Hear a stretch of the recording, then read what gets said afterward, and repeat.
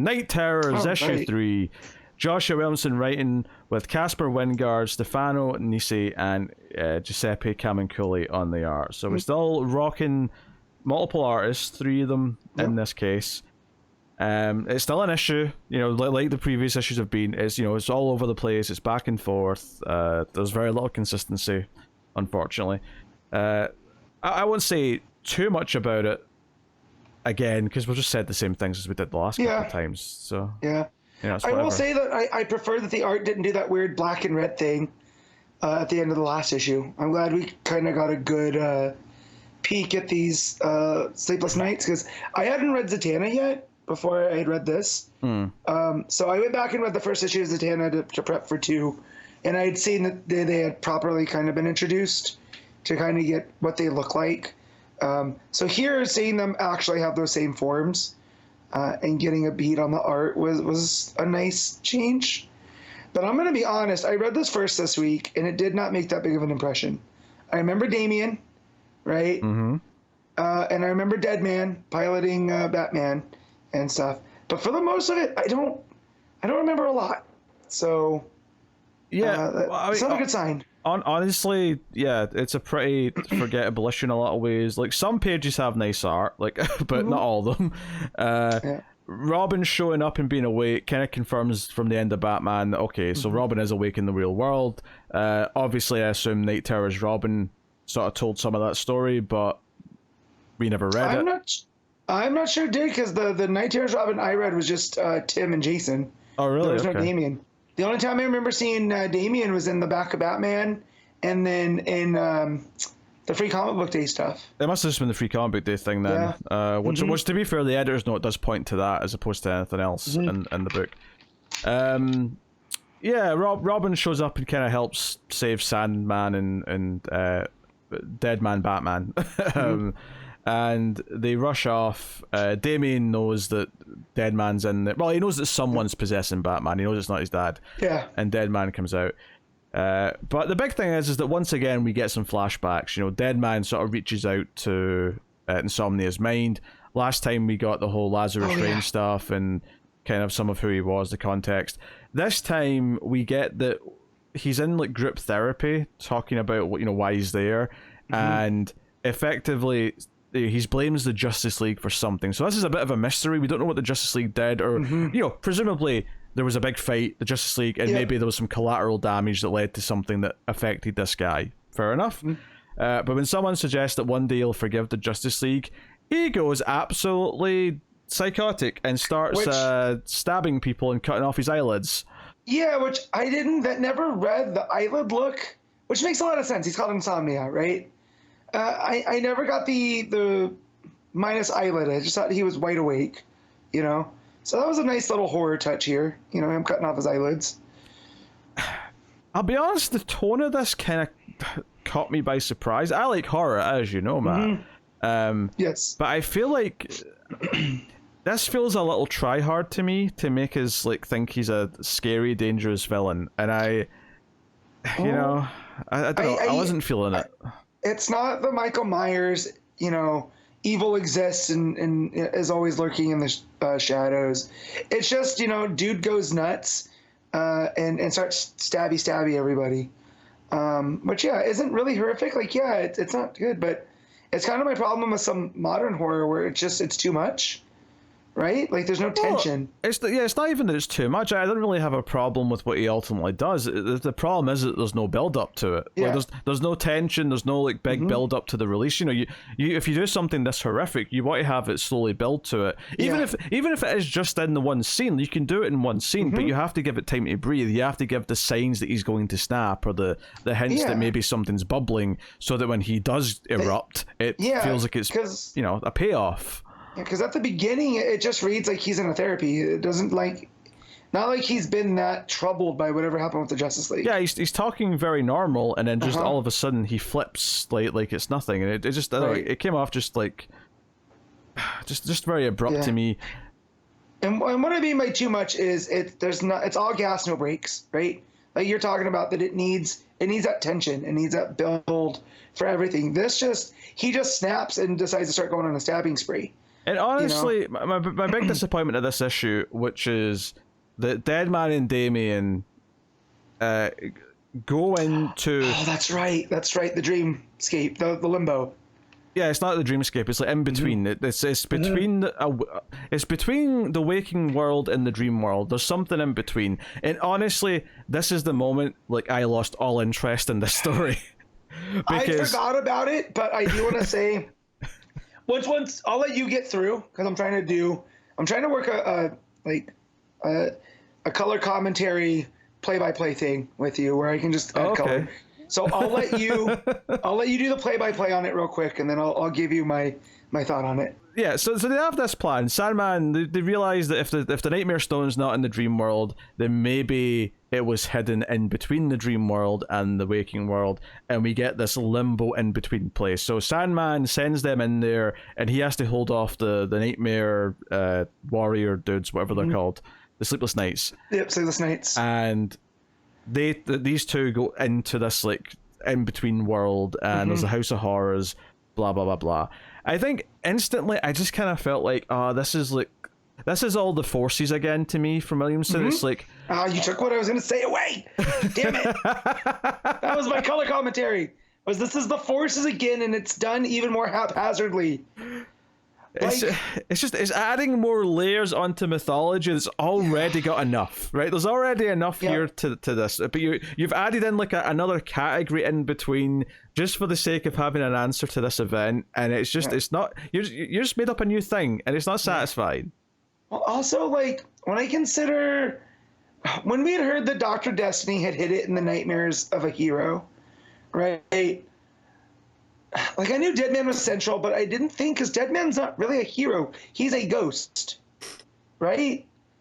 So, just I understand dream logic and all this other stuff, and it not being in the nightmare or anything. These are just like it was red herring on top of a red herring that ultimately didn't do anything for the story. You know what I mean?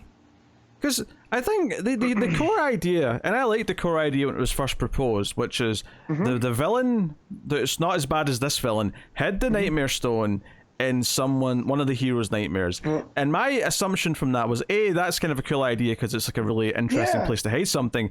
But my assumption from a storytelling perspective is that this would lead to like, okay, which hero has a nightmare that you would hide this in? And presumably the discovering that nightmare would be like revealing something about that character. Because I don't know, pick anyone, pick Wonder Woman, right? Yeah. Let's say it was something so horrific in there that a fear we didn't understand she had, or we didn't understand the extremity of that fear. Maybe it reveals something that was maybe going to pivot into like what her new run is going to be about. Maybe Tom King had input or something. Like, just I assumed it was going to reveal something about a character, and instead it's just no, here's just another fantastical idea of this third and we have so many how many astral planes and stuff do we have in DC now? Now we have the waking world, the dreaming world, the limbo in between, but then you've got the living world, you've got the afterlife, you've got the dark multiverse, and then that's before we even get to multiverse shit. We've got dark multiverse, and we've got the underverse, the omniverse. So when they started talking about the limbo and it's not the dreamscape, I really I don't know what the deals are with the Neil Gaiman characters, right? With the endless and all of that. I really thought we were gonna get Dream popping up in here, right? To kind of give the assist because he's in between, and this was a big enough of an event in story for Dream to do something with, right? Yeah. Also, just on that, we should acknowledge there's a chance because neither of us are that well versed in Sandman that the Neil Gaiman Sandman, right? Or Gaiman, I'm pretty sure it's Gaiman. Anyway, that maybe this limbo is a concept that actually comes from that. Maybe this is not Williamson's creation, but in this comic, it felt like made up. It felt like a new thing in this comic. Right, but I just felt like it felt like a space that the endless would occupy, the space between spaces and stuff. And just when we got to the House of Horrors, which I loved in Batman versus Robin, when Wade played with the House of Secrets, right?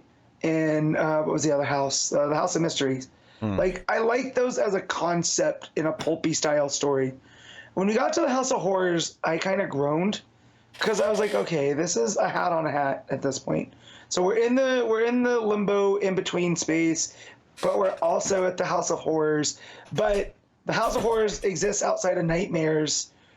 So it's like what Pete was saying. It's how many different planes exist now. There's just it's a lot. Yeah, if it hell, there's a comic out this week called The Spirit World, which is separate from like the afterlife that Wonder Woman was in just like a year ago. It's like there's so many things. Even as a continuity nerd, this is where I start to see where people are just like, just read comics, don't worry about continuity. Just don't worry about it. I get it, but I do like when there's an interconnectivity between my favorite universe, right? But when trying to categorize this all in the filing cabinet in my brain, it's a lot, man. It's just too much shit, and but much like the other forces in the Flash, where it's like the Still Force, the Strength Force, the whatever Force, the Sage Force, whatever all those other ones were.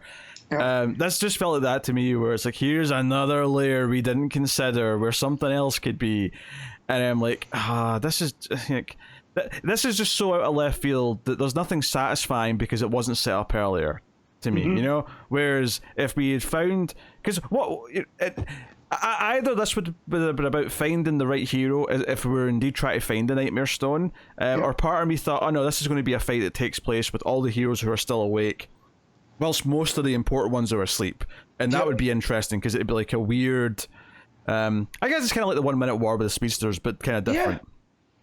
You know, everyone else is asleep, so it's just the robots and Zatanna and Deadman and Sandman and whoever else who's there to actually fight the battle. Zombie Sandman. Right? And that's a cool concept because it's kind of interesting that these C-listers and whatnot get a chance to like take the spotlight. That could be all very fun. And instead, we have this.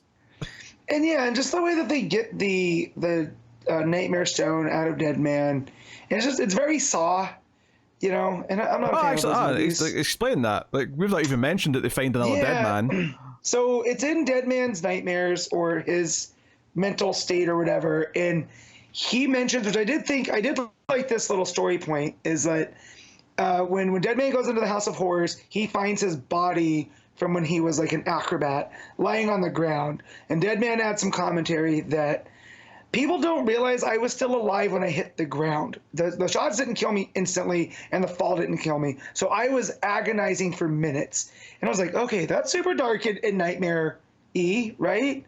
So then he has to plunge his hand into his dying body to pull out the Nightmare Stone, which, again, doesn't go with the story, at least to me, of us being told that it was in his nightmares.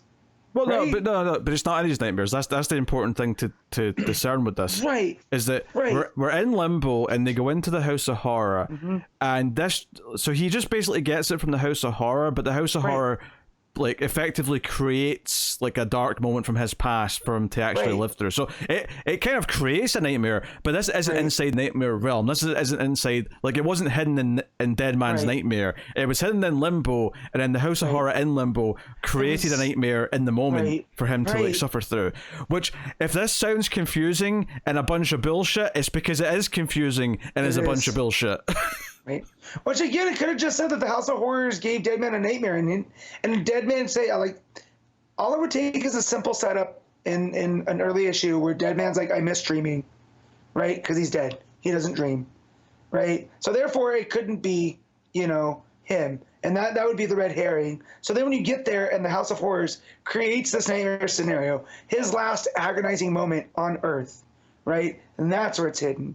That's something I could get behind. But that's not. In fact, you just said something that's even more interesting. What if it wasn't Deadman's nightmares, and the reason why it was so well hidden is because he doesn't dream anymore, right? It was hidden in Deadman's nightmare, but he doesn't dream, so you can't get to them, and the only way to get to them is through something, you know, other avenue, right? It gives you a reason to get the convolutedness, right? I just. Like, this entire issue really is about getting the heroes that are awake, getting to the Nightmare Stone before the villain. And the ending is, you know, Deadman, Batman holding it in his hand saying, we've got the Nightmare Stone.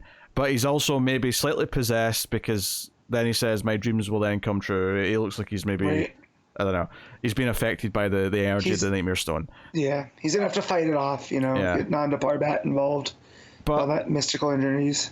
Like, part of me feels like this is too condensed into too few issues, because there should be more of an actual interesting story of getting to the artifact. This, like, after all these issues in the past 5 or 6 weeks of Insomnia looking for this goddamn Nightmare Stone, this felt so absurdly easy to just go and get it that it just feels so anticlimactic.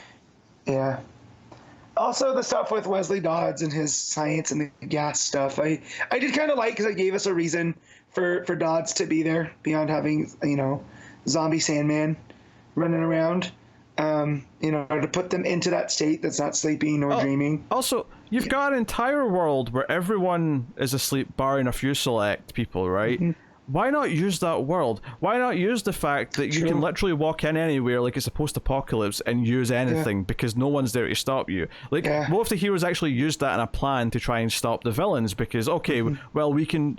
You know, we're not Superman, Batman, and Wonder Woman, but hey, we can walk into this nuclear power plant and do something with that. I'm not suggesting that's what they should use. I'm just giving an example of, like, this is one of the many, many things they could just go in and utilize if they needed to. Yeah. So why not use the fact that you've got this interesting world that's now set up because everyone's asleep? And instead of exploring a sleeping world, which sounds kind of eerie and interesting, we're doing, let's go into limbo with magic and get the MacGuffin. I'm just like, this has went so far off the deep end from anything I wanted from it. Yeah, true. Well, then that was the mistake, is that we wanted more from it, and it just really started to feel like a holdover for 2 months while they get things in order, you know. Yeah, I don't know. I really don't. But anyway, art's all over the place because we get multiple artists. If you like the art on one page, there's a good chance you won't like it on another. I will say, I do like the intro to this issue and the last issue with Deadman talking as if he's like a presenter. Like, last time he was a TV presenter, this time he was on a stage. I kind of like the stylistic touch of that, but I mean, obviously it's not enough to save the issue in any way, shape, or form. So, alright, what are you rating Night Terrors 3? I'm giving this a 5. I'm going a 4. There you go. It sucks. I don't recommend it.